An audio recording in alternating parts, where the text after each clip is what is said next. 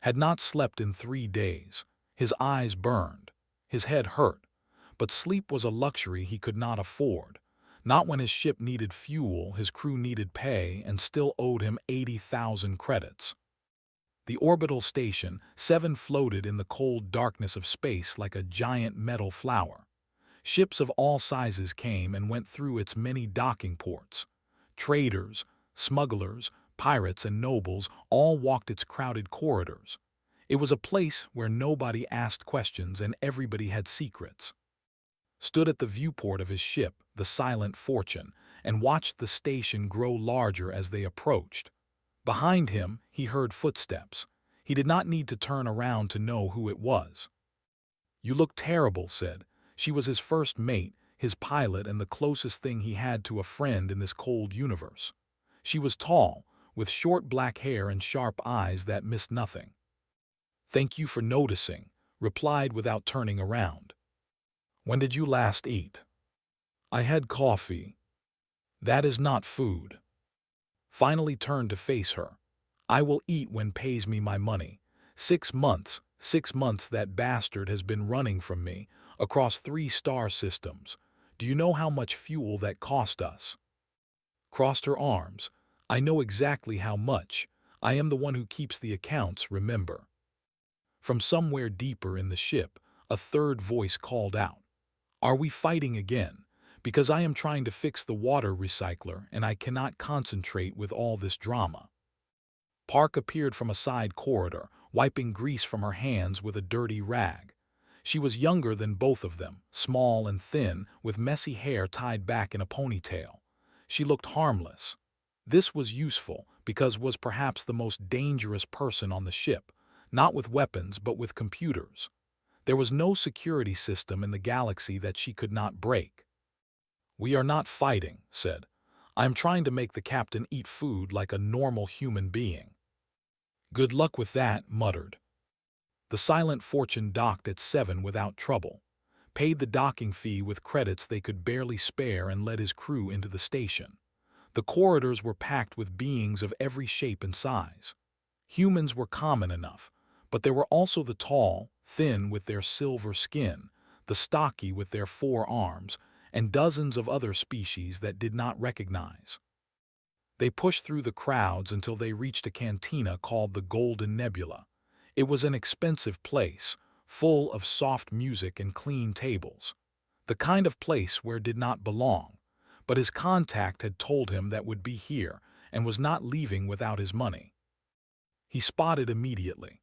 The man sat alone at a corner table, nursing a drink and looking nervous. Was older than, with gray in his hair and deep lines on his face. They had served together in the war, back when humanity was still fighting for its place among the stars. They had been friends once, then had cheated at cards, lost badly, and promised to pay back. That was 6 months ago. Walked to the table and sat down across from, stood behind him like a silent warning, wandered off to order drinks, pretending not to be involved. Said, his voice was tired, "I knew you would find me eventually." "You made it very difficult," replied. 3-star systems. I have been chasing you for 3-star systems." "I know. I am sorry." "I do not want your apology. I want my 80,000 credits." Looked down at his drink. He did not speak for a long moment. When he finally raised his eyes, saw something unexpected in them. Fear. Real fear. "I do not have the money," said quietly. "Then we have a problem." "Wait, please. I have something better, something worth much more than 80,000 credits." Leaned back in his chair. He had heard these kinds of offers before. They usually led to trouble. "I am listening." Glanced around nervously, then leaned forward and spoke in a whisper. "I work for Duke now, security consultant. His yacht is docked here at the station." "The Duke of the Dominion?" asked, her voice sharp with surprise. "You work for that monster?" Winced. "I needed the job. After the war, there were not many options for old soldiers like me." Waved his hand impatiently. "Get to the point." "The Duke has a collection, rare things from across the galaxy, art, weapons, artifacts, But his most prized possession is not a thing, it is a person. Felt his stomach tighten. A slave. Not just any slave, a female, her name is. The silence that followed was heavy. Even who had returned with drinks stopped moving. That is impossible, said slowly. They are extinct. The Dominion killed them all 100 years ago. Not all of them, replied. Survived. She was hidden, protected by people who cared about her. But eventually the Duke's hunters found her. She has been his prisoner for 5 years now. Remembered the stories about they had been a peaceful species known for their telepathic abilities. They could read minds, sense emotions, and communicate without words. The Dominion had feared them, so they had destroyed them. Every man, woman, and child. It had been one of the greatest crimes in galactic history. And now one survivor was being kept in a cage. Why are you telling me this? Asked. Because she is worth millions on the black market. Think about it. The last in existence. There are collectors who would pay anything for her, scientists who would pay even more. Paused. But that is not why you should help her. Then why? Because the Duke is going to sell her. Not to a collector, to weapons developers. They want to study her telepathy. They want to find a way to copy it, to use it for war. His voice broke slightly. They will cut her apart, they will experiment on her until there is nothing left, and then the really will be extinct forever. Sat very still. He could feel watching him, waiting for his response. I am a smuggler, he said finally. Not a hero, I just want my money. Nodded slowly, he looked defeated. I understand, I am sorry I wasted your time. Stood up, come on, he said to his crew. We are leaving. They left the cantina and walked back through the crowded corridors toward their ship. Nobody spoke. The station's lights flickered overhead, casting strange shadows on the walls. That night lay in his bunk and stared at the ceiling. He could not sleep. Every time he closed his eyes, he saw the image of a cage. He saw the face of someone who had lost everything, someone whose people had been murdered, someone who was about to be sold and tortured. He told himself it was not his problem. He told himself he had his own troubles. He told himself that the galaxy was full of suffering and he could not save everyone. But the image would not leave his mind. Around midnight, he gave up trying to sleep and walked to the common area. Was already there, sitting in the dark with a cup of cold tea. Could not sleep either, she asked. Sat down across from her. No. We are not seriously considering this, said. Tell me we are not. Did not answer. Sighed. The Duke is one of the most powerful beings in this sector. He has an army. He has connections everywhere. If we steal from him, we will be hunted for the rest of our lives. I know. We could die. I know. Was quiet for a moment. Then she asked, what does your gut tell you? Thought about it. He thought about the war, about all the people he could not save, about all the times he had looked away because it was easier. He thought about 80,000 credits, about fuel and food and survival. And then he thought about a woman in a cage, waiting to be sold. My gut tells me I will not be able to live with myself if I do nothing, he said quietly. Nodded slowly. She did not look surprised. Then I guess we are really doing this, she said. Somewhere in the station, aboard the Duke's magnificent yacht, a young woman with luminescent skin sat alone in a white room. She could feel minds moving around her, full of greed and cruelty and indifference. But tonight, she felt something new, something far away but coming closer. Hope. The next morning called his crew together in the cargo bay of the Silent Fortune. The space was cramped and smelled of oil and old metal, but it was the most private place on the ship. He stood in front of a flickering holographic display, arms crossed, waiting for the others to settle. Leaned against a stack of crates, her face calm but watchful. Sat cross-legged on the floor, already tapping away at stood apart from the group, looking uncomfortable. Had brought him aboard an hour ago, after making him swear on his life that this was not a trap. "Let me be clear," said, his voice flat. "This is probably the thing we have ever done. If anyone wants to walk away, now is the time. No judgment, no hard feelings." Nobody moved. Looked up from her. "If we pull this off, how much are we talking about?" "Enough to retire," said quickly. "Enough to buy a new ship, a new identity, a new life on some quiet world where the Dominion cannot reach you."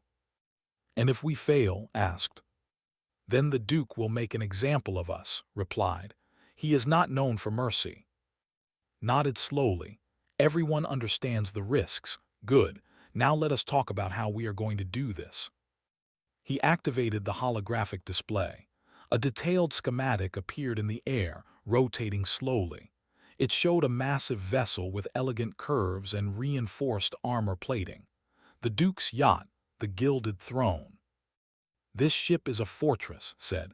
"Military-grade shields, automated defense systems, a crew of over 200 including 50 armed guards. There are security checkpoints at every major corridor, biometric locks on all sensitive areas, and a full surveillance network watching everything." Whistled softly. "That is a lot of security for a pleasure yacht." "The Duke is paranoid," explained. "He has many enemies. Some of them have tried to kill him before. He learned from those experiences." Studied the schematic with narrowed eyes. "Where is the being kept?" Pointed to a section on the lower deck.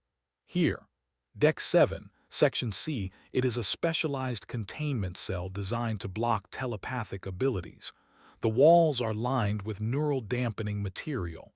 She cannot reach out with her mind and others cannot reach in." "Can you get us inside?" asked. The engineer chewed her lip, thinking. "The surveillance network is going to be the hardest part. I can loop the camera feeds, but I will need access to a maintenance terminal first. If I can get in physically, I can do the rest remotely." "There is a service hatch on the starboard side," said. "Maintenance workers use it to access the outer hull.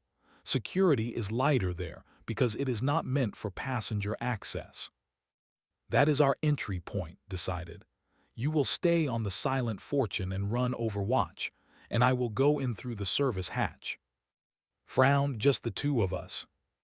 The smaller the team, the lower the chance of detection. We get in, we get out. Simple." "Nothing about this is simple," muttered, but she did not argue further. Stepped forward. "There is something else you need to know. The Duke is hosting a gala tonight on the station. All the important people will be there. Most of the ship's senior staff will attend as well. It is the best window we are going to get." "How long will the gala last?" asked. 4 hours, maybe 5 if the Duke is in a good mood." "We will not need that long. Can you have everything ready by tonight?" Was already typing furiously on her. "Give me 6 hours. I need to crack their encryption protocols and map the internal network. It would help if could get me any security codes he has access to." Nodded. "I will give you everything I have." Looked at each member of his crew in turn. These were the people he trusted with his life.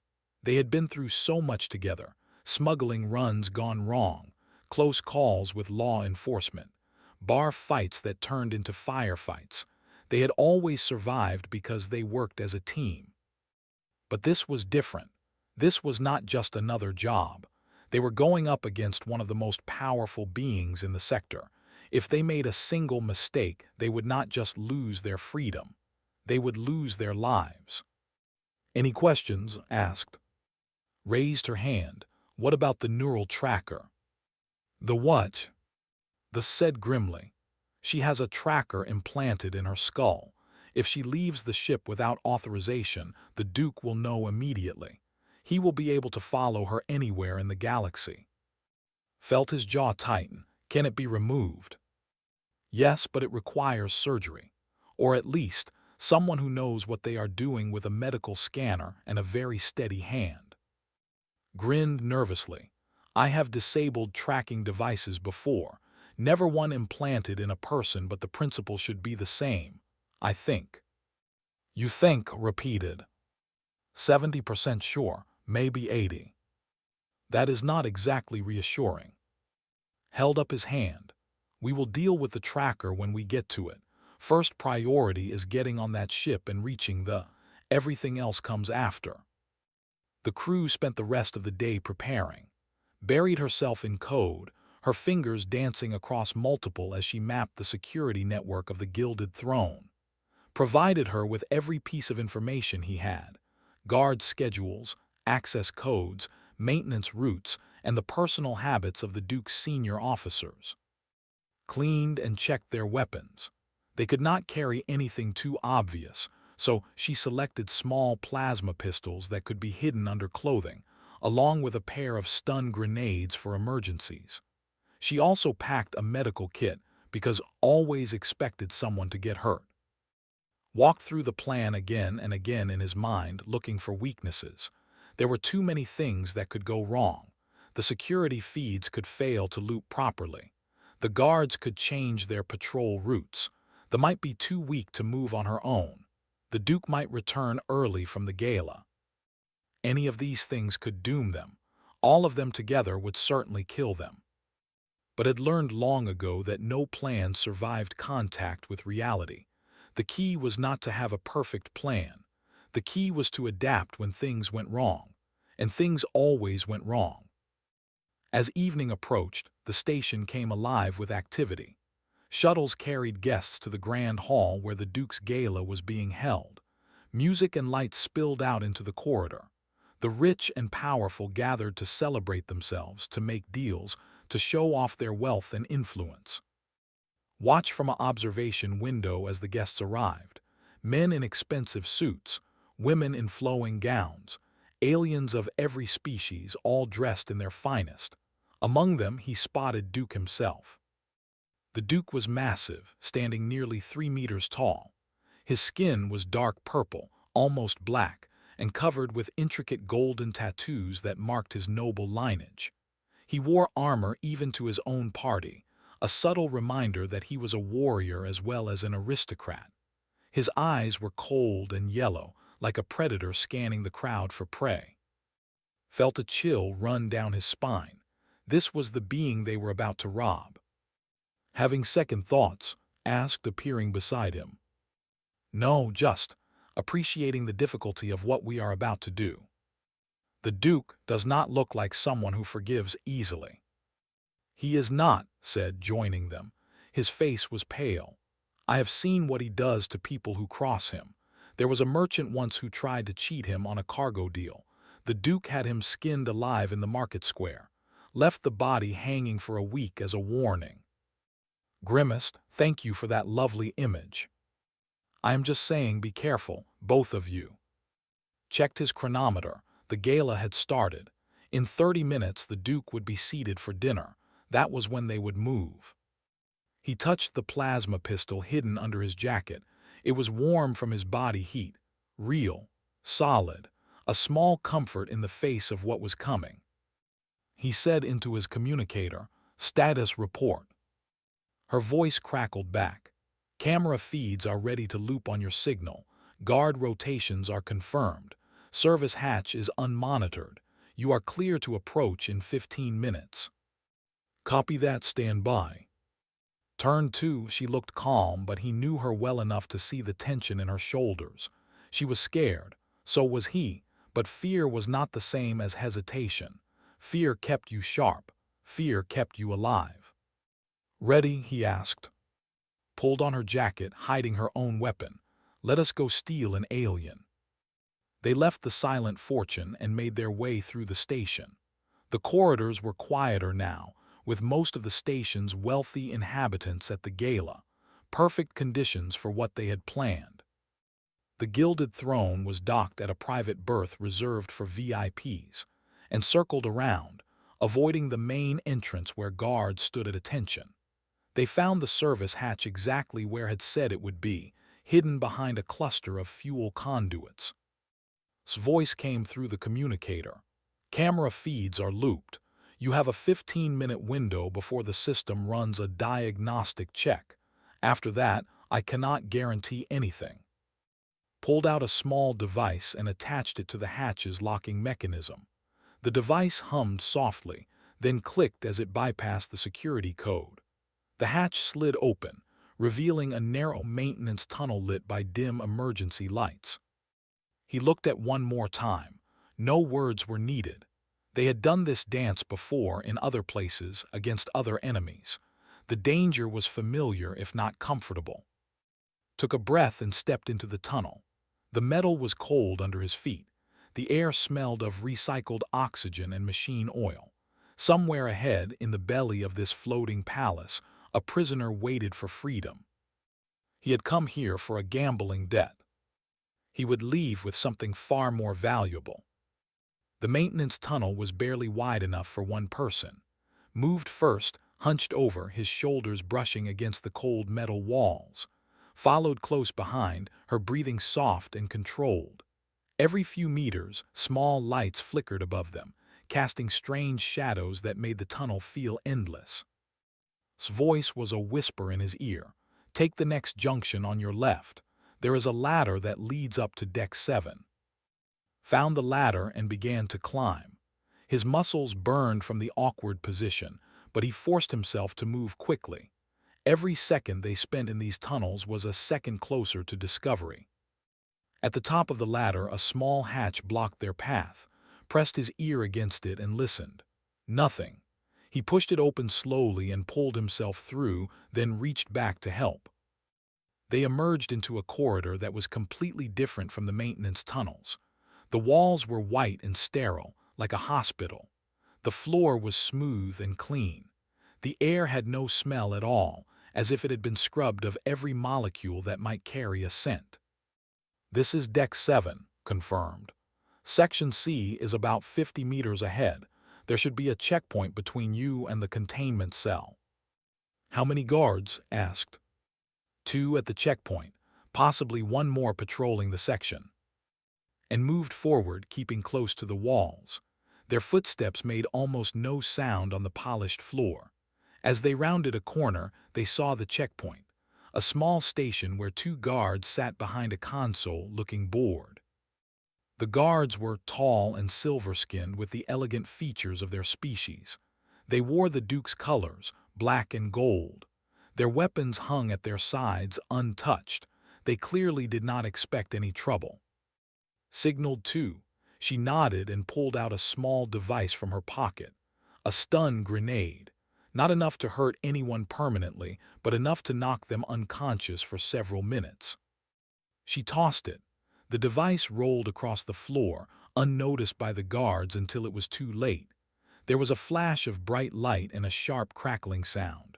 Both guards slumped forward, their heads hitting the console, and rushed past them. No alarms, no shouting, so far so good. They continued down the corridor until they reached a door marked with a symbol that did not recognize. Some kind of warning, perhaps. A sign that said, "Do not enter," in a language he could not read. "This is it," said. "The containment cell is behind that door. I am working on the lock now." A few seconds passed. Then the door slid open with a soft hiss. The room beyond was small and white. There were no windows, no furniture, no decoration of any kind. Just 4 walls, a floor, a ceiling, and a single figure sitting in the center. Yep. She was smaller than had expected, thin and fragile-looking, with pale skin that seemed to glow faintly in the harsh light. Her hair was long and dark, falling around her face like a curtain.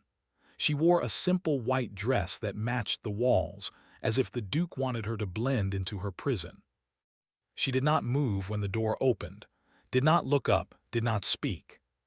Stepped into the room slowly, his hands raised to show that he meant no harm. "My name is, we are here to help you." Still she did not move, but something happened that was not prepared for. A voice appeared in his mind, not his own voice.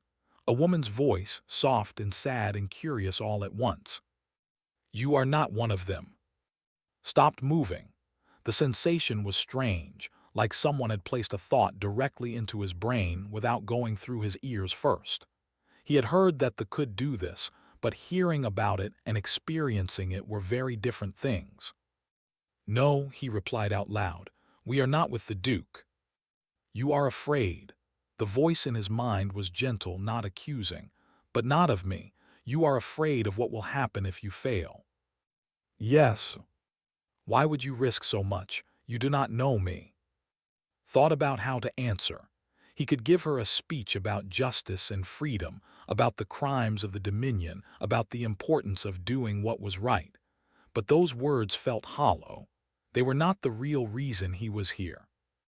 The real reason was simpler. Because I could not live with myself if I did nothing, he said. For the first time, raised her head. Her eyes were large and dark, like pools of deep water. There was pain in those eyes and loneliness and something that might have been hope. You mean that, she said, not in his mind this time, out loud with her actual voice.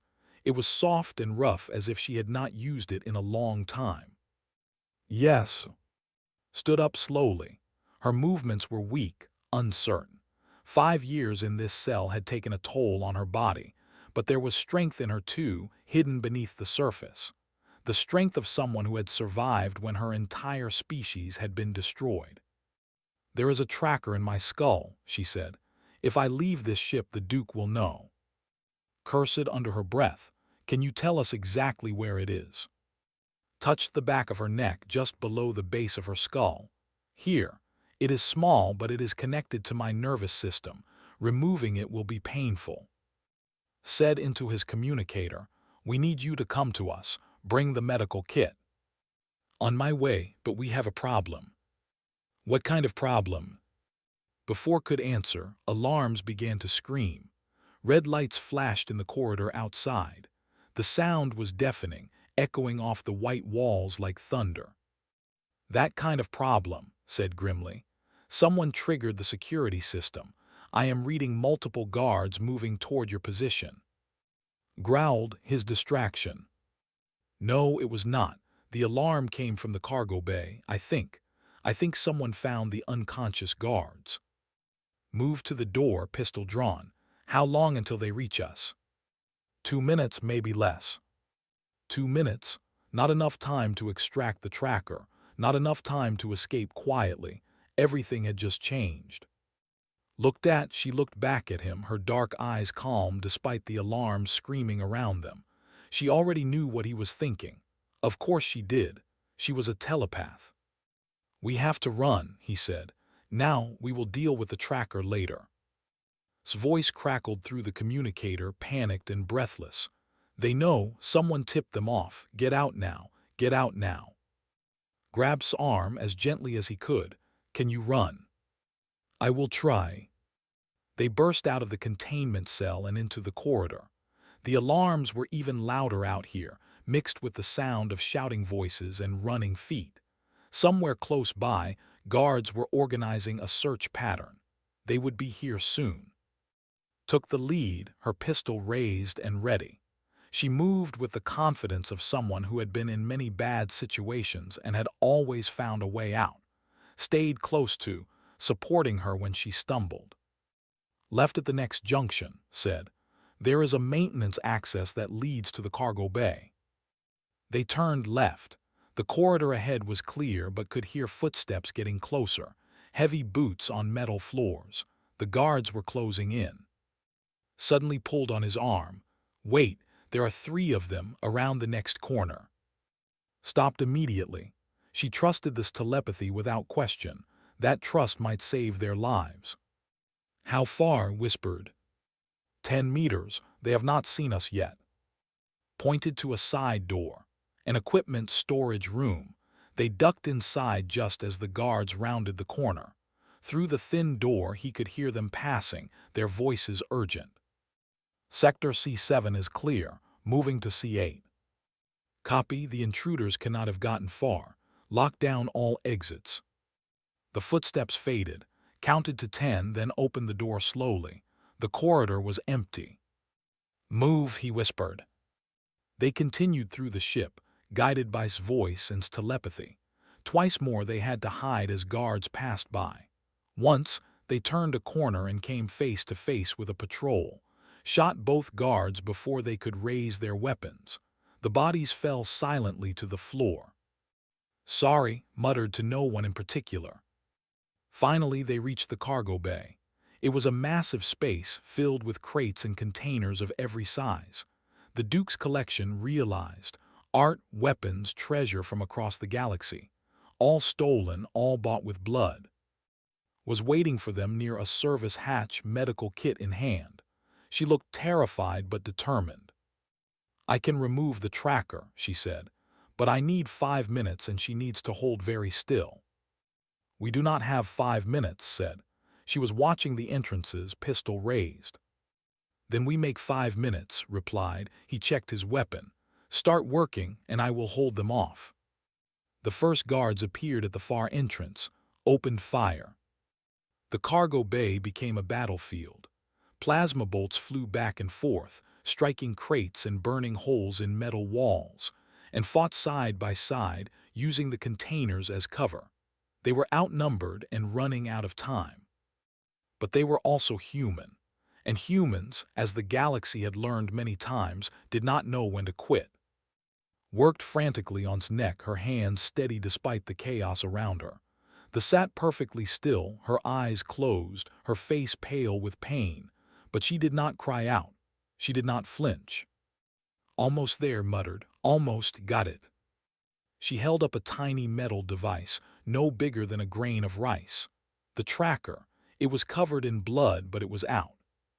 Slumped forward, breathing hard, caught her and helped her stand. We need to go, said, right now. Looked at the service hatch. It was their only way out, but between them and freedom more guards were arriving, too many to fight. And then, over the ship's intercom, came a voice that makes blood run cold. Human filth. It was Duke. He was watching. He was close.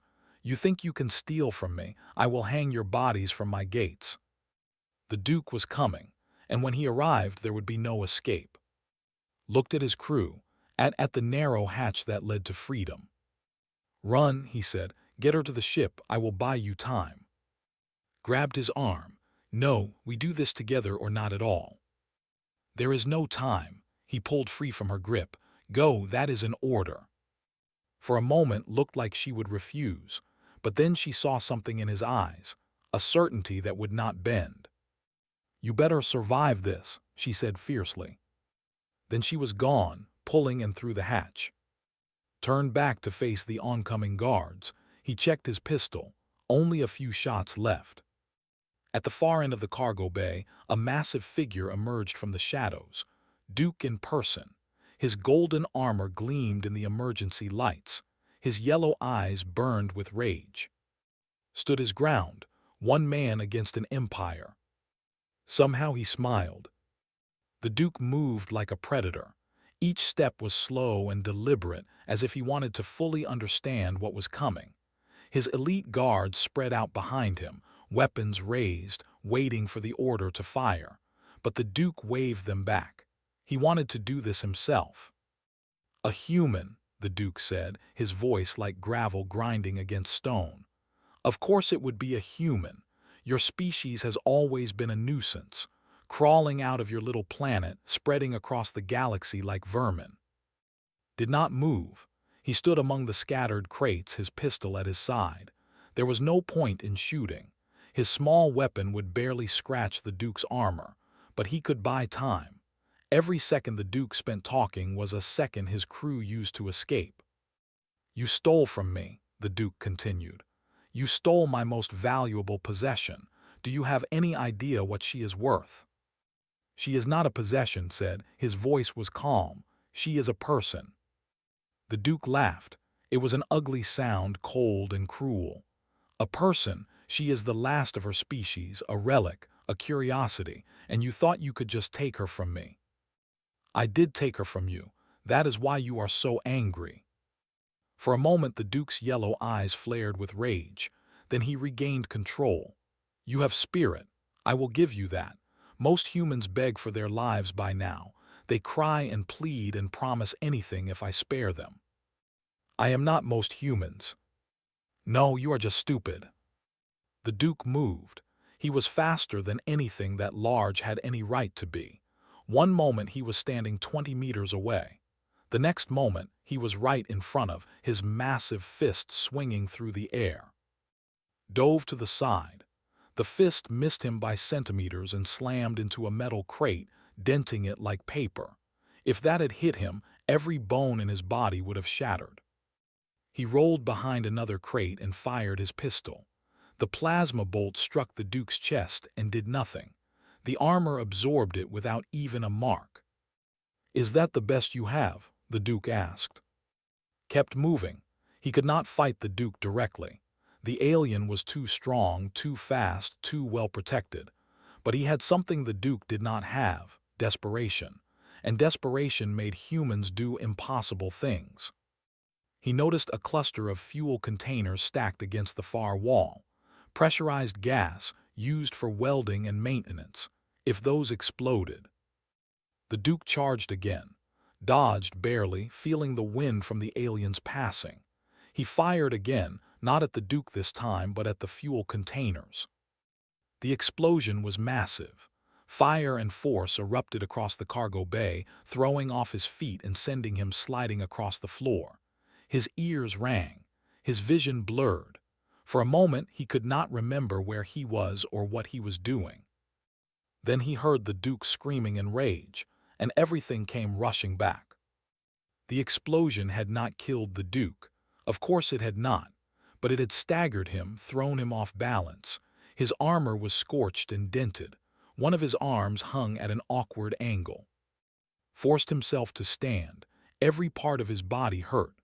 Blood ran down the side of his face from a cut on his forehead, but he was still alive. "You dare," the Duke snarled. He was struggling to rise, his injured arm making it difficult. "You insignificant creature, you dare to harm me." "Humans are stubborn like that," said. He was already running toward the service hatch, leaving the wounded Duke behind. The corridor beyond was chaos. Alarms screamed. Emergency lights flickered. Crew members ran in every direction, confused by the explosion. Nobody paid attention to the bloodied humans stumbling through their midst. Found the hatch that led back to the station and pushed through.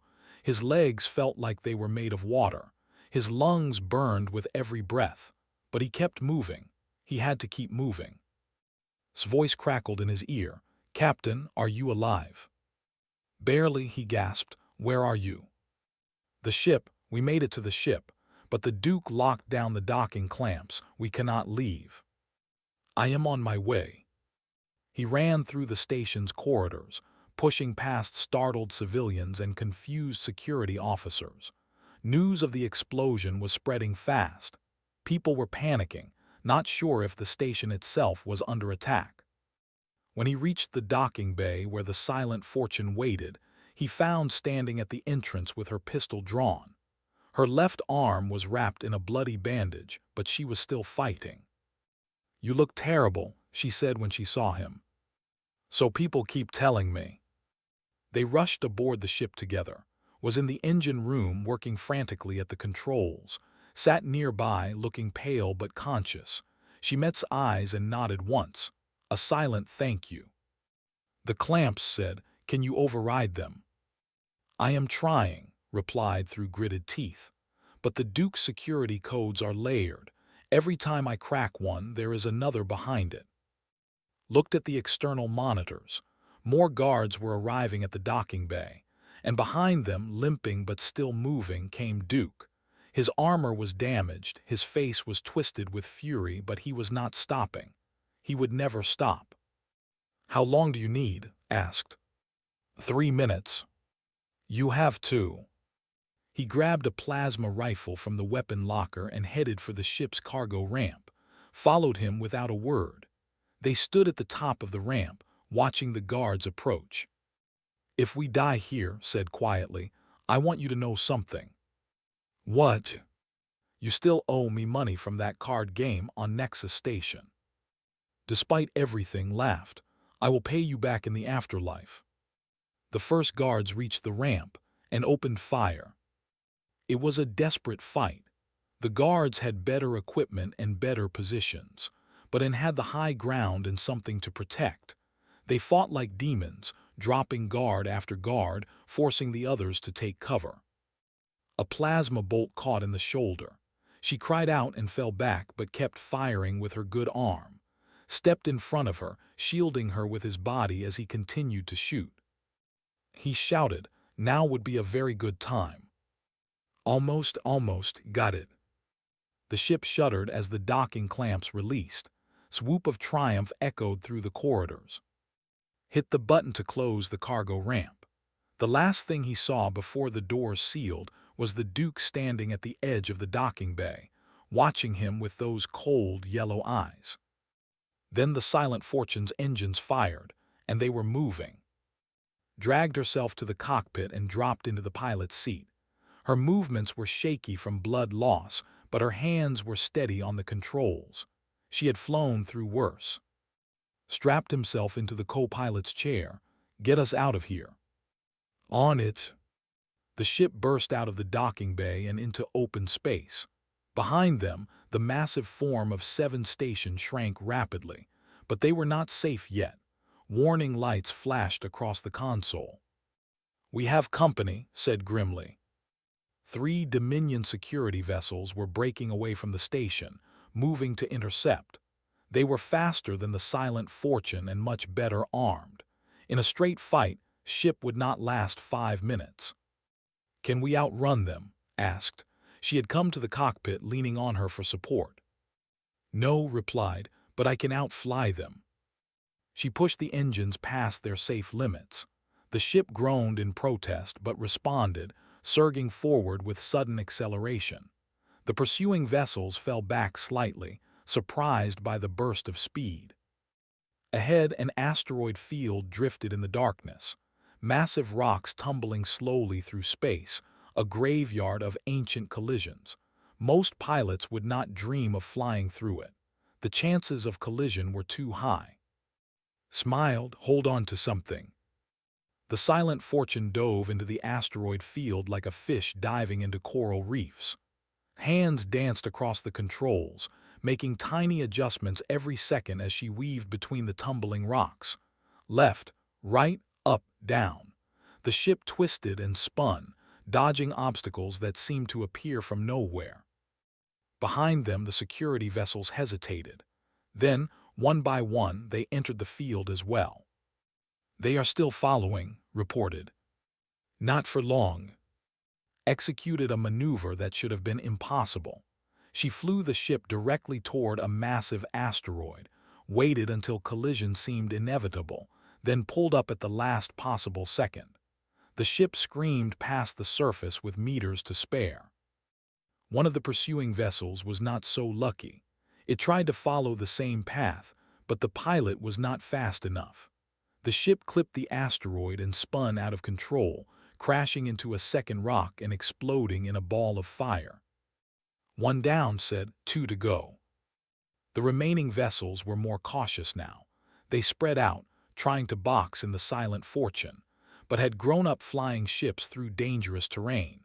She had learned to pilot in the ruins of Earth's orbital debris field, where one wrong move meant instant death. This asteroid field was nothing compared to that. She led the pursuers on a chase that seemed to last forever but probably only took minutes.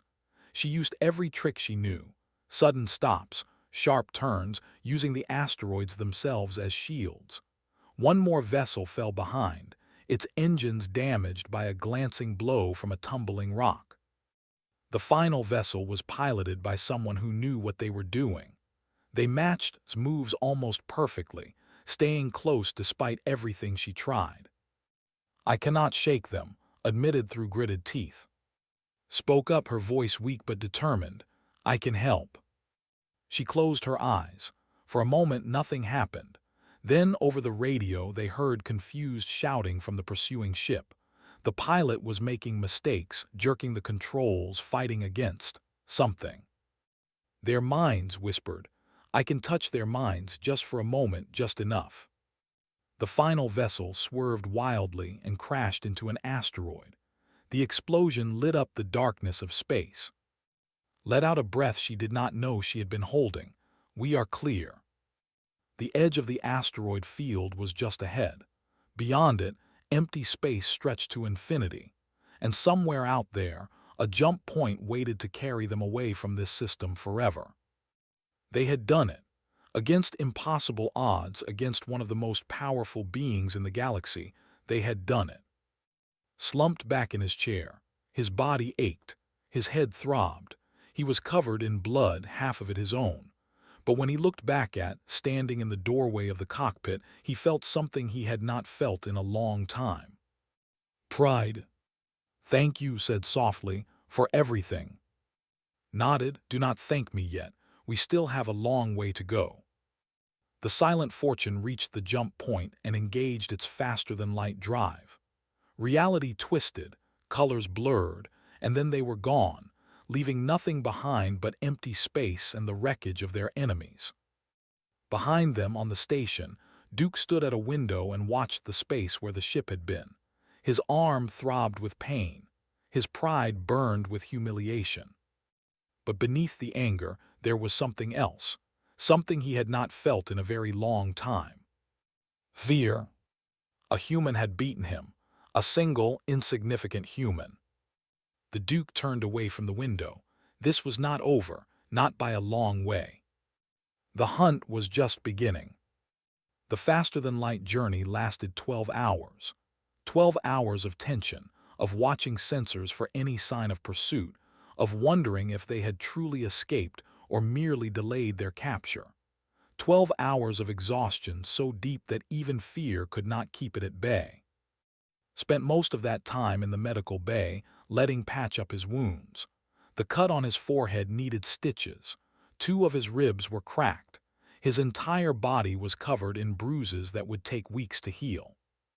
"You should be dead," said as she worked.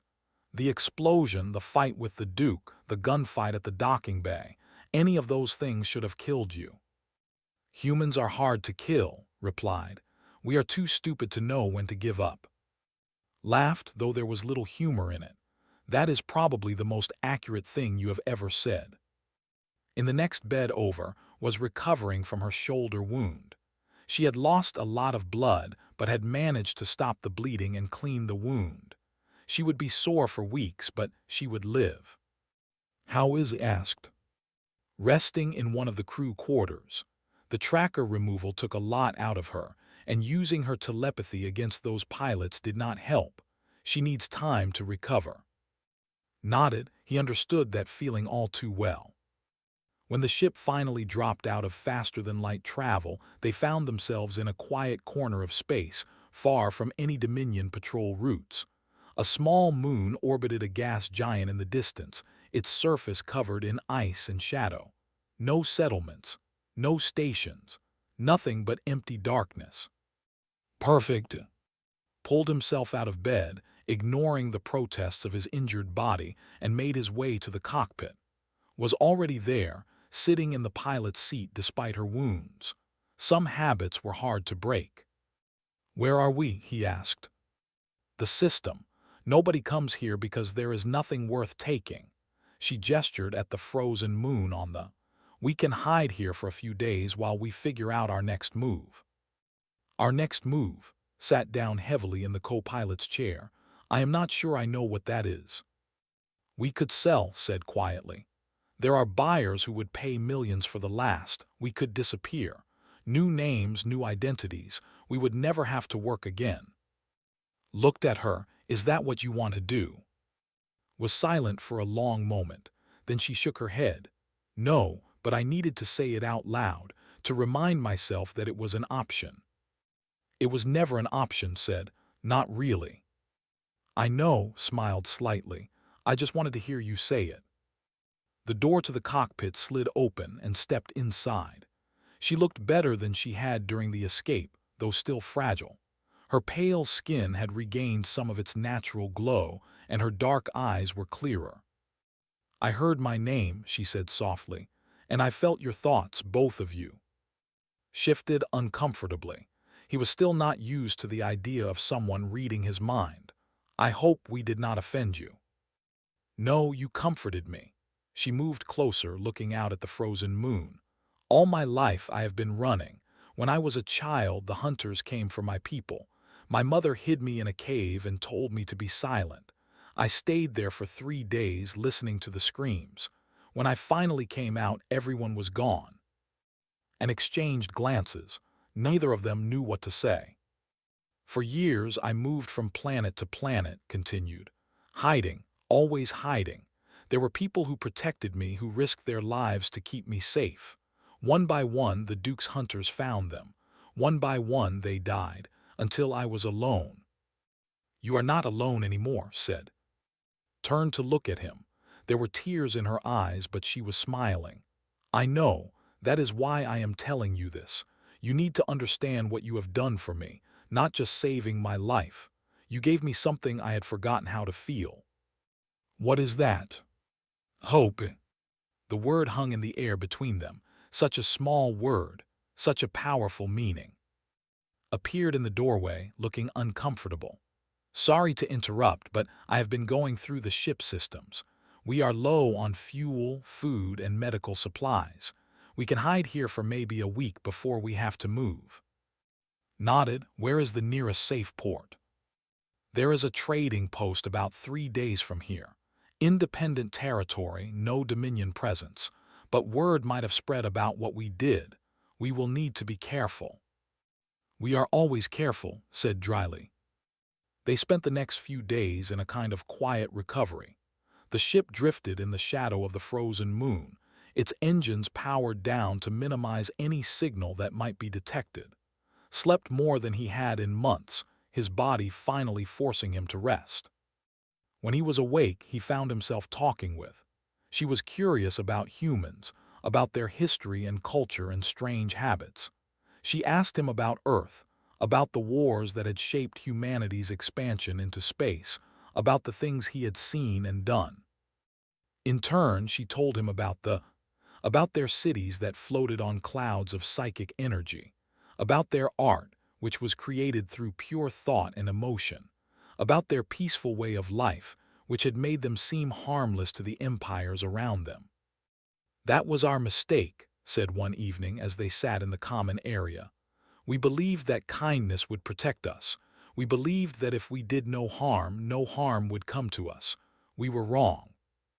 The universe is not kind to the weak, agreed. But that does not mean kindness is worthless. What do you mean? Look at us. We are not heroes. We are smugglers, criminals, people who live on the edge of the law. We had every reason to ignore you and walk away. But we did not. Because somewhere, buried under all the selfishness and survival instinct, there is still a part of us that cares about doing the right thing. Consider this. You think kindness is like a seed. It can be buried, but it never truly dies. Something like that. She smiled. I like that idea. On the 4th day, called everyone to the cockpit. Her expression was serious. We have a problem, she said. I have been monitoring long-range communications. The Duke has put a bounty on our heads, all of us. 10 million credits alive, 5 million dead. Whistled, that is a lot of money. Enough to make every bounty hunter in the sector come looking for us, agreed. We are going to be hunted wherever we go. Absorbed this information calmly. He had expected something like this. The Duke was not the type to let an insult go unanswered. Then we keep moving, he said. We stay ahead of them, we find places they cannot follow, we survive. For how long? Asked. As long as it takes. Stepped forward, there may be another option. Everyone looked at her. The Dominion is not the only power in the galaxy, she said. There are others who oppose them. Resistance groups, independent systems, even some of the other great empires. If we can reach them, if we can bring them proof of what the Duke did to my people, there might be protection. There might even be justice. Felt a spark of something in his chest. Not hope exactly, more like possibility. You want to fight back, he said. I want to make sure what happened to the never happens to anyone else, and I cannot do that alone. She looked at each of them in turn. Will you help me? There was a long silence. Looked at his crew, who had followed him through a dozen close calls and never complained, who had saved their lives more times than he could count. They were his family, not by blood but by choice. He thought about the life they had lived, the running, the hiding, the constant struggle to survive. Was that all there was? Was that all there would ever be? Or could they be something more? "I am in," said suddenly. "I mean, we are already criminals. We might as well be criminals with a cause." Shook her head, but she was smiling. "You are all crazy, you know that, right?" "Is that a yes?" asked. "Of course it is a yes. Someone has to keep you idiots alive." Turn 2. "Then I guess you have your answer. We are with you, whatever comes next." His eyes glistened with tears again, but this time they were tears of joy. "Thank you, all of you." Clapped her hands together. "Great. Now that we have decided to take on an evil empire, can we please get some food? I am starving." The tension broke and they all laughed. It was a strange sound in the quiet ship, but it felt right. It felt like the beginning of something new. Later that night, stood alone in the cockpit, looking out at the stars. They spread across the darkness in an infinite carpet of light, each one a sun, each sun perhaps orbited by worlds full of people with their own hopes and fears and dreams. Appeared beside him, her shoulder now properly bandaged and supported by a sling. "We never did get some money," she said. Laughed. He had completely forgotten about the debt that had started this whole adventure. 80,000 credits had seemed like so much at the time. Now it felt like nothing. "Put it on his tab," he said. Chuckled. "He is probably dead. The Duke does not leave witnesses." "Then I guess we will never collect." They stood together in comfortable silence, watching the stars. Somewhere out there, danger waited. Bounty hunters were sharpening their weapons. The Duke was planning his revenge. The galaxy was as cruel and uncaring as it had always been. But also out there, somewhere, was the possibility of change. The chance to make a difference. The hope that one small crew on one battered ship could stand against the darkness and not be swept away. Thought about his life. About all the choices he had made, both good and bad. About the people he had lost and the people he had found. About the strange path that had led him from a gambling debt to a desperate rescue to this moment, standing at the edge of something he could not name. He had come to collect 80,000 credits. He was leaving with something far more valuable. The Silent Fortune's engines hummed to life, and the ship began to move, leaving the frozen moon behind. Ahead, the stars beckoned, full of promise and peril. And the crew sailed on, into the unknown, carrying with them a rescued soul and a new purpose. Proof that in a galaxy of empires and monsters, sometimes the most dangerous thing was a human who decided to give a damn. The hunt was on, but for the first time did not feel like prey. He felt like something else entirely. He felt alive.